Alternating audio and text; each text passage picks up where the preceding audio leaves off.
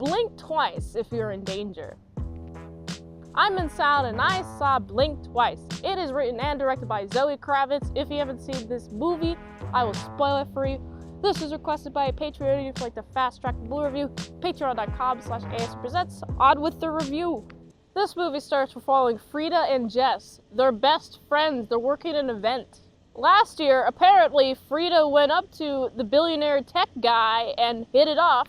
Jess be like, oh, please don't do that again. Please don't embarrass yourself. And guess what happens? Frida goes up to the tech billionaire and says hello, and then they have a little lovey-dovey eye exchange. Jess be like, yo, what are you doing? And I like how embarrassed she looks. She looks like she has secondhand embarrassment. Frida's like, yeah, I've got it. The billionaire is like, oh, well, I've got to go to this island unless you guys want to come. And they're like, yeah, let's go to a billionaire's island. Who wouldn't take up the opportunity to go to a billionaire's island? You don't know what's there? Maybe exotic snakes or exotic plants or exotic houses or exotic foods. Who knows what exotic stuff's there? I want to go. I think what makes this so relatable is that if you are invited to go to a billionaire's private island, or at least I would go. Would you go? Let me know in the comments below. Frida goes, so I'm like, okay, this could happen to anybody who gets invited by a billionaire,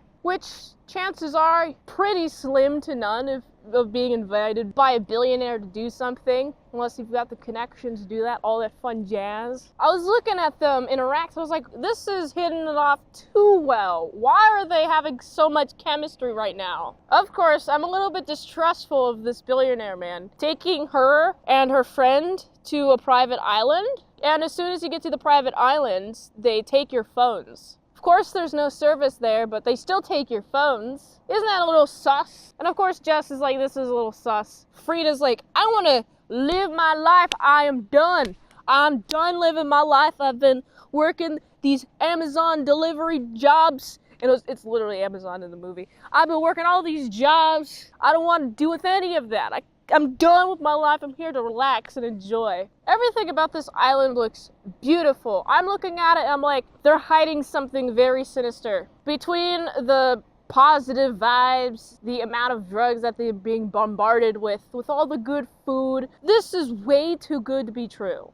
Jess feels off about it. Frida keeps insisting that you should just be chill, man. Ooh. Jess gets bit by a snake as they're running through the grass. They're running through the grass? Every night. They literally do the same thing every single day. They eat food, then they get high on some drug, and then they have a time, and then they run through the grass every single night. That is so weird and suspicious. Well, Jess gets bit by a snake with venom, snake venom, and then she starts getting these flashbacks. And then the next day, she's gone.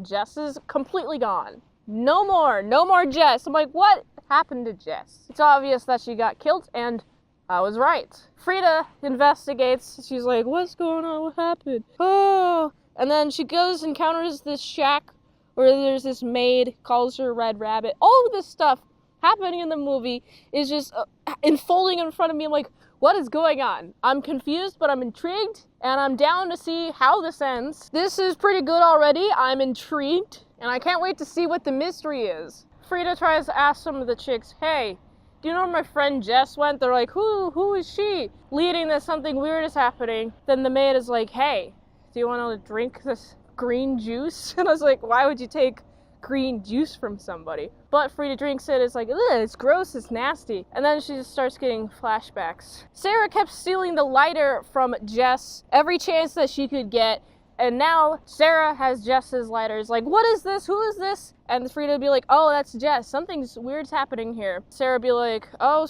what's going on? Frida has to explain it to her, but Sarah is convinced. They sneak snake venom into everybody's drink. Just straight up snake venom shots. I'm watching them doing the snake venom. I'm like, how are you guys not dead? I don't know how. And how much snake venom do you need to drink in order for you to start remembering things? It looks like the snake venom activates at different times. The billionaire guy, his name is Slater, he notices that, hey, Frida, you look off, and then everybody's like, oh, we gotta dance so sexily in order to distract them. But they're here, they're like, okay, We gotta confront these dudes. As soon as they like start violently remembering towards like the third act, then they like start going on a murderous rampage. What's happening at this island? Every single night, this billionaire tech guy, Slater, and his pals, they drug these women, they rape these women, and then they spray this fragrance and make it so that they forget all of this. And I guess the more traumatic it is, the harder they forget, the more that they don't remember or something. Of like interesting rules. Why would they do this? They're billionaires. They can have any chick they want to have sex with them. I don't understand this personally. It must be a power thing, it must be a control thing. Because if you're a billionaire, shouldn't you just have access to a bunch of money?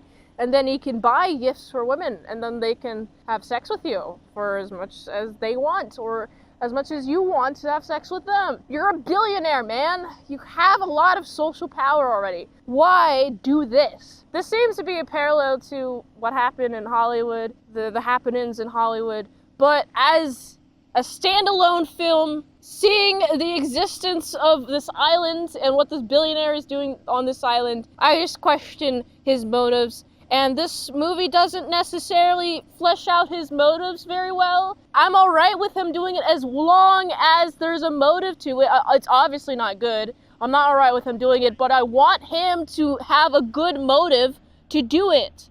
It's not okay to do these activities, but it's also even worse to do these activities and not have a good reason why. And there is no good reason, ever. When I say good reason, I just want it to make sense. There's a whole murder spree with all the women attacking the men. Although there are some like twinkish men who are also been raped by these powerful men as well. So it's not just like a women thing.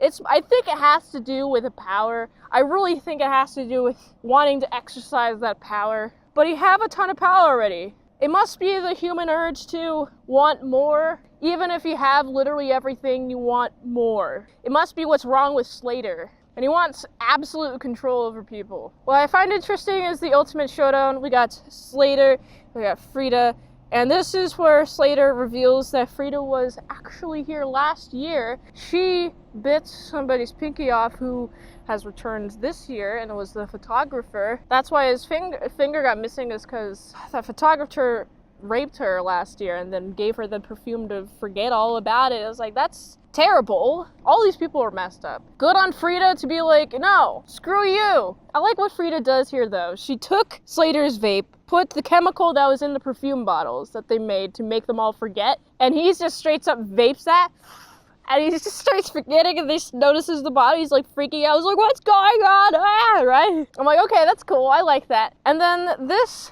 ending kind of confused me, right? And it left me off with this thought. What's the moral lesson here? What's the lesson here? Because then it shows her in control of Slater, and she just runs everything now. I'm like, wait, I thought you were to topple the system. I was expecting her to topple the system, but instead she perpetuates it, so now she's the bad guy. I was rooting for Frida the entire time, and then this ending, I was like, wait, she's gonna continue the abuse by being in control of Slater and perpetuating whatever he's doing and just being in control of him, and also, by the way, being in perfect control of his tech company. This ending is a little messy. I really like the body of the movie, just the ending really left a sour taste in my mouth because it left me with a lot of questions and weird feeling about watching this movie. It's like, I don't understand what I was supposed to learn from this. Yeah, you should take down the billionaires who have private islands, who are trying to who are taking people and